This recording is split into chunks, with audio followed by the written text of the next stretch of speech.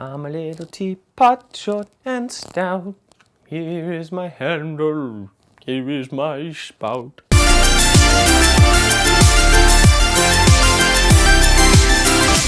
Hey everyone, this is Josh from Practical Theism.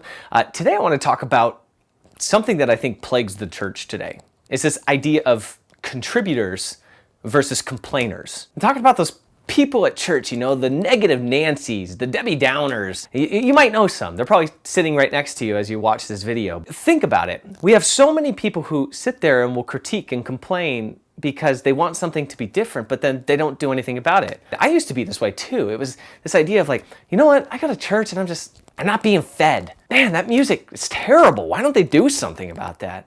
You know, the preaching is just kind of hum-ho. I don't know. It's terrible. Like, I'm not enthused by it. They need to change that.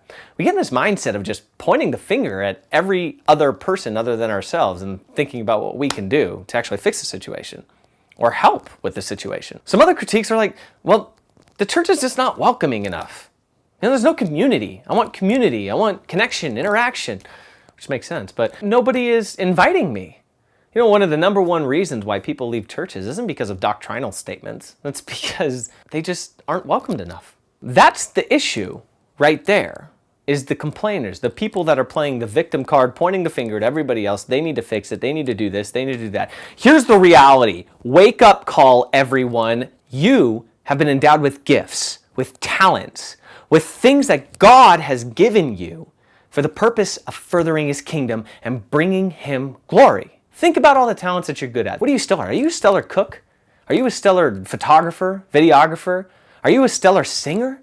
Do you have a talent to play harp or play the guitar, play piano? Everybody's got gifts. Maybe you are just a stellar people person. And everybody that walks by you, you have to say hi. That's how my son is. That is a God-given gift that you possess. What are you doing to use that to further God's kingdom, to invite people in, to really take the gospel message everywhere? Take your talents and bring them to the church. Now, you don't even have to have a full-time ministry. I know a lot of people have these talents and they're like, well, I'm not going to be going in ministry full-time and I got a little bit of this, that, and the other. Stop. Just stop for a minute. What you need to look at is, how am I giving these talents back to God in a God-honoring way? How am I using these to serve the body of Christ? What am I doing to actually make that happen? Or am I just the guy sitting on the sideline waiting for somebody to invite me in? Why are you waiting? God has called you to evangelize. The new evangelization involves everyone. That bad music you're complaining about, and you're a phenomenal singer, why don't you go and audition? That terrible website you're looking at, and you work for a web design company and you actually know how to make a website, why don't you make a website and present it to the leadership at the church? Help them, because they need it. Look at it this way. The people running a church or any organization have specific strengths, and the areas you're noticing fault in may not be a strength of theirs. That's an area where you can give your talents to God's church to be able to take it to the next level. Now step back. Silence for a minute. Think about this. Could you imagine what God's church would be like if every member of the body gave even a fraction of their time and talents back to the church? Just picture it for a second.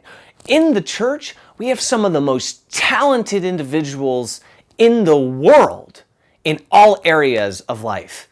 Imagine if you gave a fraction back. And this isn't the case for everybody, because there are a lot of people that already give a lot to the church, but the weight is being carried by the few.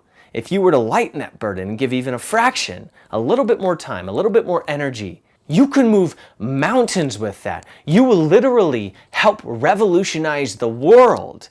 Stop waiting for somebody to actually invite you to do something. Become a doer, because guess what? God calls all His disciples to go out and make disciples of all nations. That's a call to go. Go out into the world and share the talents that God has given you, and He's continually calling you to share those talents and those gifts to bring more people to His name. God wills all to be saved, and you're a part of that mission because you're a member of Christ's body here on earth. Being a Christian doesn't entail being a backseat driver. We are called to take action and bring everyone into a real relationship with the living God, and that starts by giving God your time and talents back to Him, that which He has already given you. Only with that kind of openness can we really and truly be free to do all that God calls us to do. Not sure where to start?